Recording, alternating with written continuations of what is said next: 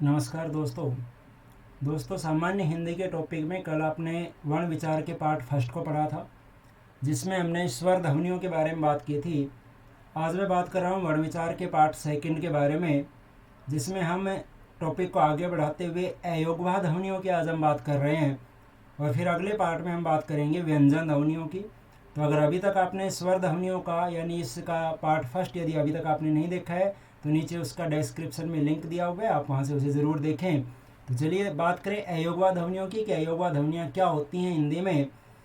तो देखिए, आपकी जो वर्णमाला है उस वर्णमाला की अगर मैं बात करूँ तो कल मैंने आपको ये बताया था कि हिंदी में 11 स्वर होते हैं। स्वर जिनकी संख्या होती है 11। कौन से? देखिए, यहाँ से एस से लेकर और औ तक ये 11 स्वर हैं।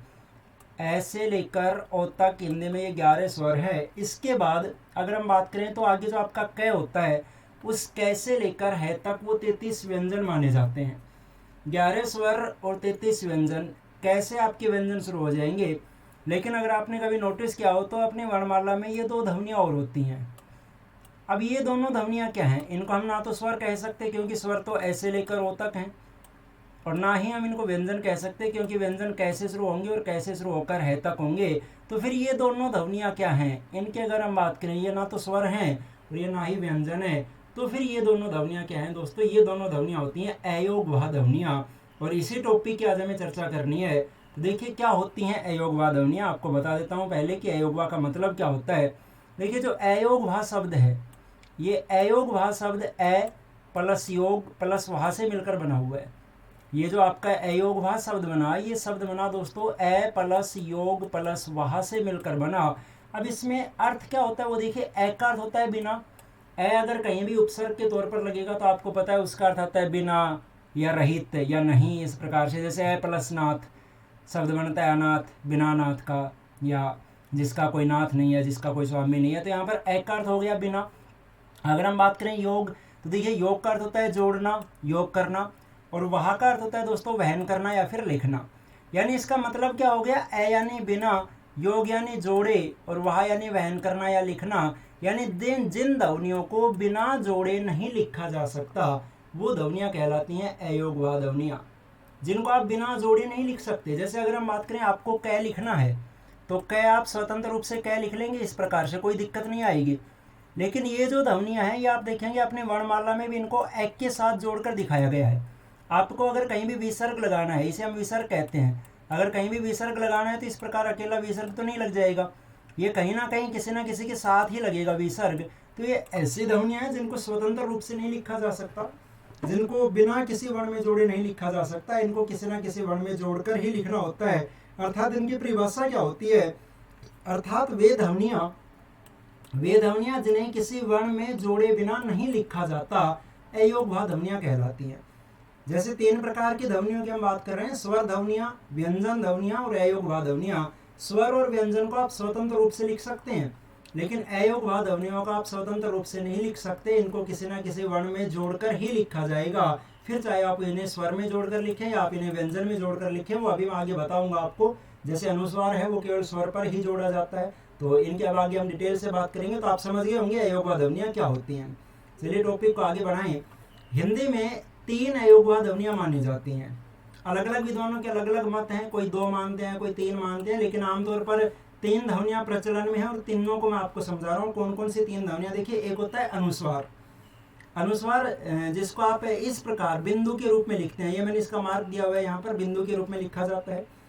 दूसरी ध्वनि होती है दोस्तों अनुनासिक, जो चंद्र बिंदु के रूप में लिखी जाती है। और तीसरी ध्वनि होती है विसर्ग, जो इस प्रकार से लिखी जाती है। तो ये 3 हिंदी में अयोगवाह ध्वनियाँ मानी जाती हैं, अनुस्वार, अनुनासिक और विसर्ग। और आज के टॉपिक में आपको इन्हीं तीनों को समझना है, अनुस्वार को, अनुनासिक और विसर्ग को। तो चलिए शुरुआत करते हैं अनुस्वार से समझने की। देखिए अनुस्वार का मतलब क्या है। अनुस्वार का उच्चारण नाक के माध्यम से होता है, यानी जब आप अनुस्वार का उच्चारण करेंगे तो नाक के माध्यम से हवा बाहर निकलती है। एक ऐसा कोई भी शब्द जिस पर अनुस्वार लगा हुआ है, जैसे फॉर एग्जाम्पल अगर जैसे मैंने यहाँ पर ये लिख दिया, अंत लिख दिया मैंने यहाँ पर, अब इस पर यहाँ पर अनुस्वार लगा हुआ है दोस्तों, आप इसे नाक बंद करके बोल के देखें, नहीं बोला जाएगा। अगर आप इसे नाक बंद करके बोलने की कोशिश करेंगे तो नहीं बोला जाएगा नाक बंद करके। क्योंकि इसमें अनुस्वार लगा हुआ है, और अनुस्वार का जो उच्चारण होता है वो अनुस्वार का उच्चारण नाक के माध्यम से ही होता है। तो अनुस्वार में जो हवा बाहर निकलती है अनुस्वार के उच्चारण में, वो नाक के माध्यम से हवा बाहर निकलती है। अगली बात कि अनुस्वार का प्रयोग ए स्वर पर किया जाता है। अनुस्वार का अधिकतर प्रयोग ए स्वर पर ही किया जाता है। जैसे अगर मैं बात करूं, देखिए आपको पहचान करनी है, जैसे फॉर एग्जाम्पल 5 लिखना है, तो 5 पर यहाँ चंद्र बिंदु लगेगा या फिर अनुस्वार लगेगा, ये आपको देखना है। तो देखिए यहाँ पर स्वर कौन सा है दोस्तों, आ। 5 में आ है, तो अनुस्वार लगता है ज्यादातर ए स्वर पर। यहाँ पर स्वर आ गया आ, तो इसका मतलब क्या हुआ कि यहाँ पर चंद्र बिंदु लगेगा, अनुस्वार नहीं लगेगा, क्योंकि अनुस्वार तो ज्यादातर ए स्वर पर ही लगता है। चलिए और आगे बढ़ते हैं अनुस्वार के बारे में। देखिए अब बात ये आती है कि जैसे मैंने यहाँ पर 2 शब्द लिखे, एक मैंने लिखा अंत और एक मैंने लिखा कंपन। एक मैंने अंत लिखा है, एक मैंने लिखा है कंपन। अब यहाँ पर भी दोस्तों अंत में यहाँ पर अनुस्वार लगा हुआ है और कंपन में यहाँ पर अनुस्वार लगा हुआ है दोनों जगह अनुस्वार। लेकिन आप यहाँ पर अंत में अनुस्वार का उच्चारण कर रहे हैं दोस्तों न के रूप में, और कंपन में इसका उच्चारण आप कर रहे हैं मैं के रूप में। अब आपको ये कैसे पता लगेगा कि अनुस्वार का उच्चारण क्या करना है, अनुस्वार का उच्चारण कहाँ पर न होगा, कहाँ पर मैं करना है, कहाँ इसका उच्चारण क्या करना है, वो मैं आपको बता रहा हूँ। और इंपॉर्टेंट टॉपिक है, यहाँ से एग्जाम में प्रश्न भी पूछे जाते हैं, तो थोड़ा सा ध्यान से आप समझिएगा इसे। देखिए पहले मैं अंत शब्द की बात कर रहा हूँ। ये जो आपके सामने अंत लिखा हुआ है, इस अंत शब्द की पहले मैं एक बार आपसे बात कर लूँ।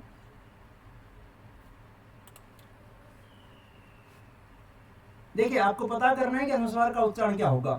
तो जहां पर अनुस्वार लगा हुआ है ना, जस्ट उससे आगे वाला वर्ण देखना हमेशा। यहां पर अनुस्वार लगा हुआ है दोस्तों, अनुस्वार से आगे वाला वर्ण क्या है, तय। तो ये आपके सामने आपकी हिंदी की वर्णमाला है।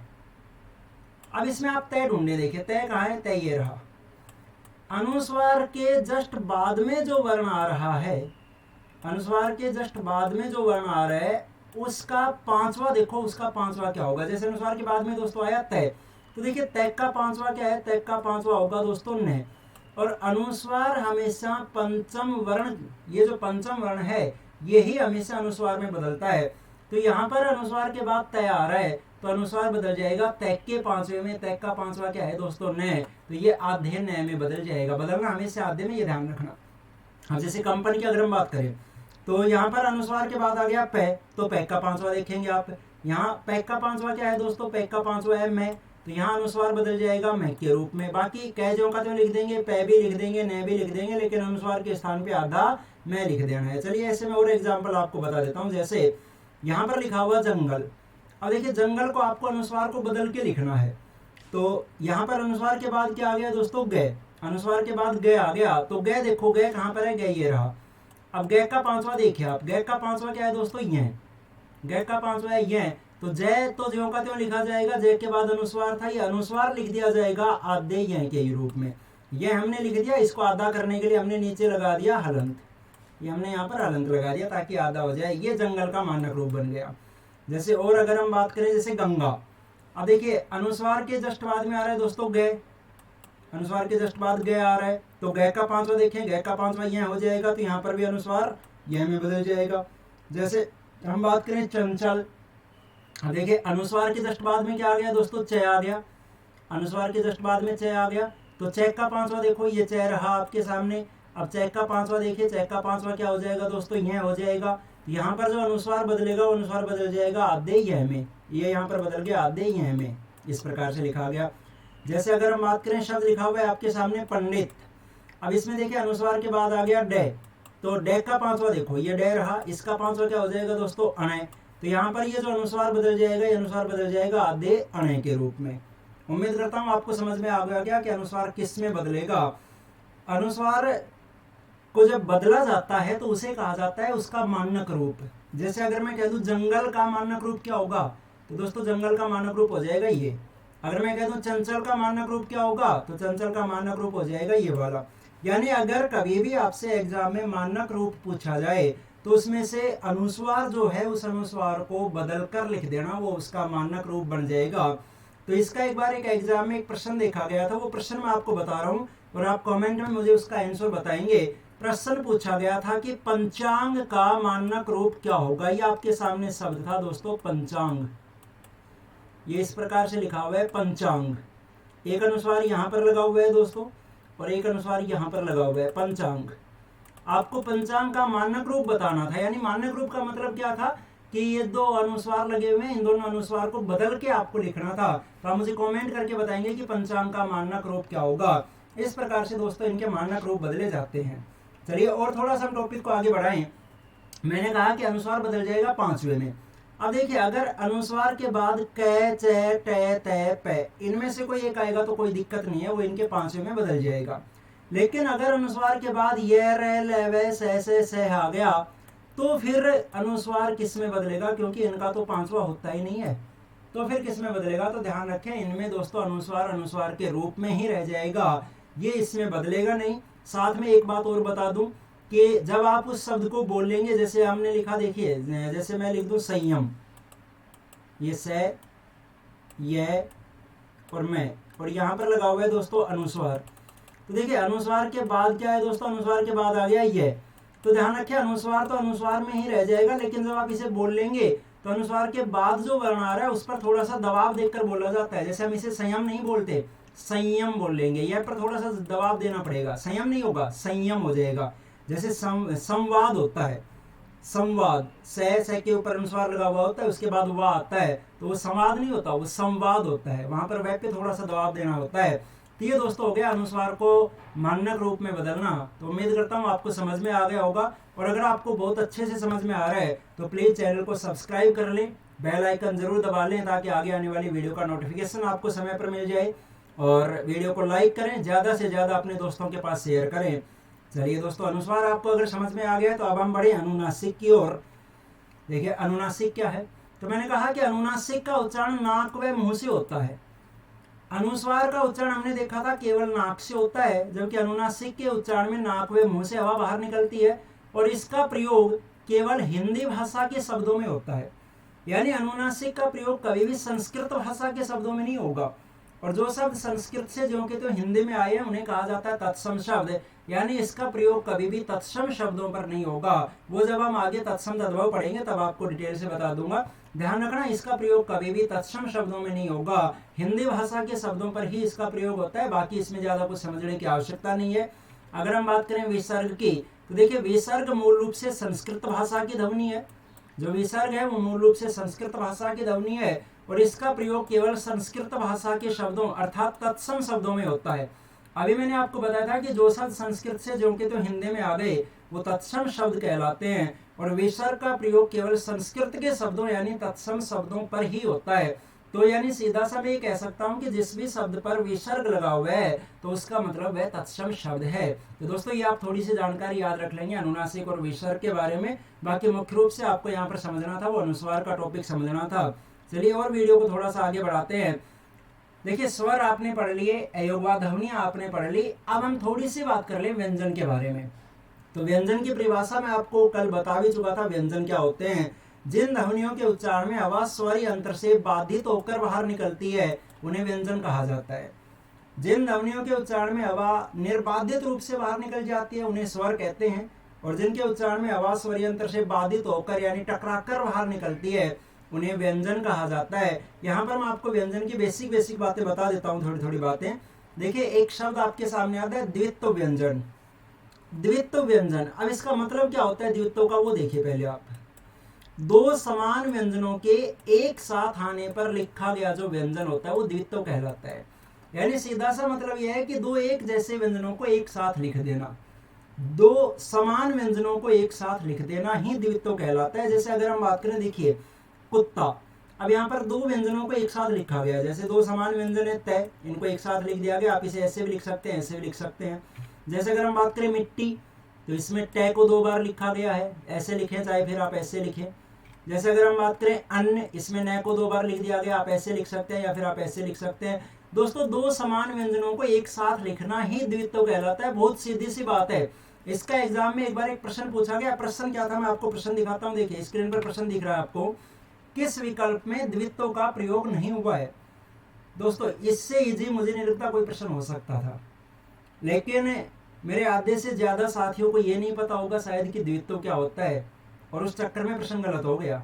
बहुत इजी प्रश्न था, किस विकल्प में द्वित्व का प्रयोग नहीं हुआ है ये आपको बताना है। तो आप देख लीजिए चार ऑप्शंस में से कौन सा ऐसा ऑप्शन है जिसमें दो समान वर्ण नहीं आए। देखिए दिल्ली में दो समान वर्ण आ गए, यानी यहाँ द्वित्व का प्रयोग हुआ है। डिब्बा में भी बै दो बार आया, यहाँ भी द्वित्व है। कुत्ता में तय दो बार आ गया, यहाँ भी द्वित्व है। आपका शब्द था वल्गा, जिसमें कोई भी व्यंजन रिपीट नहीं हुआ, तो ये आपका आंसर था। यहाँ पर इसमें वल्गा में द्वित्व का प्रयोग नहीं हुआ है। कितना इजी प्रश्न था। तो आप ध्यान रख लेंगे, द्वित्व का मतलब दो समान व्यंजनों को एक साथ लिख देना ही द्वित्व कहलाता है। चलिए अगली बात करें, संयुक्त व्यंजन क्या होता है। देखो संयुक्त का मतलब दो अलग अलग व्यंजनों के मेल से बना व्यंजन संयुक्त व्यंजन कहलाता है। दो समान व्यंजनों के जब मेल होता है तो द्वित्व कहलाता है, और दो असमान व्यंजनों का यानी दो अलग अलग व्यंजनों का मेल होता है तो वो संयुक्त व्यंजन कहलाता है। जैसे जब कै और शै का मेल होता है तो कै और शै के मेल से आपके सामने ये व्यंजन बनता है तो ये संयुक्त व्यंजन कहलाएगा। जैसे तय और रै के मेल से ये बन जाता है त्रय, तो ये संयुक्त व्यंजन कहलाएगा। जैसे जय और यहाँ के मेल से ये बन जाता है, ये संयुक्त व्यंजन कहलाएगा। जैसे स और रै के मेल से ये बन जाता है श्रय, तो ये संयुक्त व्यंजन कहलाएगा। यानी संयुक्त व्यंजन का मतलब क्या हुआ, दो अलग अलग व्यंजनों का मेल होना।